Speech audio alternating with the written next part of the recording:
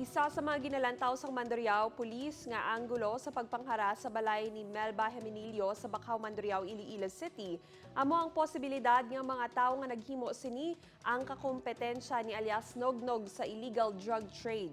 Nakalabot na sa Mandurriao PNP ang ginapasuni audio clips ang ginaligar nga pagpangguba sang balay kag pagpamahog sa pamilya sang tagreklamo. Kung pamatian ang audio recording, mabatian ang ngalan sang isa ka identified drug personality nga si alias Nognog. Suno sa kapulisan, dako ang posibilidad nga siya gid ang target sa mga suspect. Ilabi na nga sa ila monitoring padayon sa giyapon ng iya illegal drug activities. Sa karon gina-verify pa sang Mandurriao Police kung bala magamit bilang ebidensya o kung makabig lehitimo ang nasambit nga audio recording.